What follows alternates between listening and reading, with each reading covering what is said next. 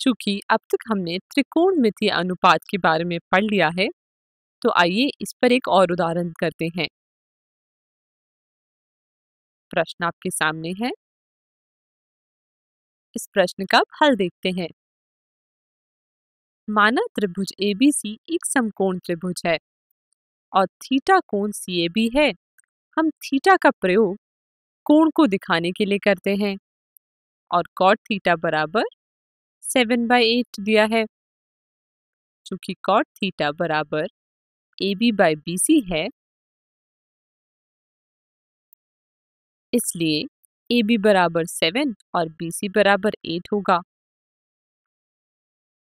Pythagoras प्रमेय से AC बराबर √113 होगा, इसलिए AC बराबर √113 होगा, मतलब 113 होगा।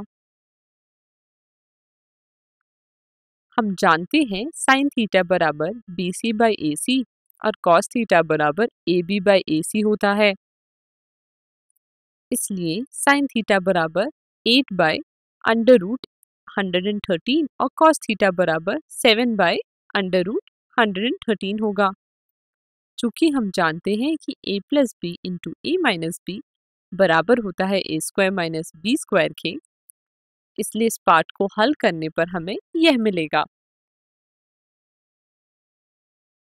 ध्यान दें, हम साइन थीटा होल स्क्वायर को साइन स्क्वायर थीटा और कॉस होल स्क्वायर को कॉस स्क्वायर थीटा लिख सकते हैं और इसी प्रकार बाकी त्रिकोणमितीय अनुपात के लिए भी लिखा जा सकता है। पर कॉसेक थीटा जो कि साइन थीटा होल का इनवर्स के बराबर होता है, को साइन इनवर्स थीटा नहीं लिख सकते हैं, क्योंकि साइन इनवर्स थीटा का अलग ही अर्थ होता है, जिसे हम अपने आने वाली बड़ी कक्षाओं में पढ़ेंगे। इसलिए प्राप्त समीकरण में साइन थीटा और कॉस थीटा का मान रखने पर हमें 49/64 मिला, इसलिए इस पार्ट का उत्तर होगा 49/64। इसी प्रकार कॉट स्क्वायर थीटा बराबर 49/64 के बराबर होगा। इसे भी अपनी कॉपी में लिख लें।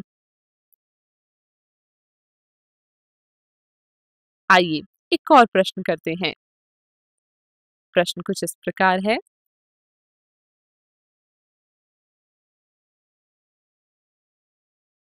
इसका हल देखते हैं। माना त्रिभुज PQR एक समकोण त्रिभुज है और हमें PR और QR का जोड़ 25 तथा PQ बराबर 5 सेंटीमीटर दिया है और हमें sine P, cos P, tan P और PR का मान ज्ञात करना है।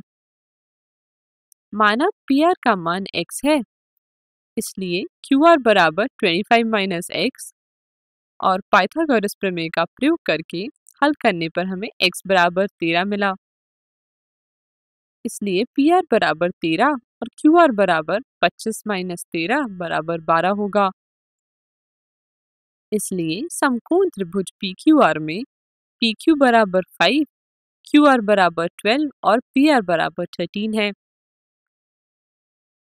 इसलिए साइन P बराबर 12/13 और कॉस P बराबर 5/13 और tan P बराबर 12/5 होगा।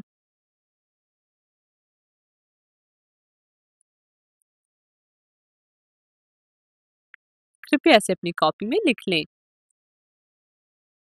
अब ये टॉपिक यहीं पर समाप्त होता है। अगले टॉपिक में बढ़ने से पहले आपको इस कॉन्सेप्ट को और अच्छे से पक्का करने के लिए प्रश्न करने पड़ेंगे, जो कुछ इस प्रकार है।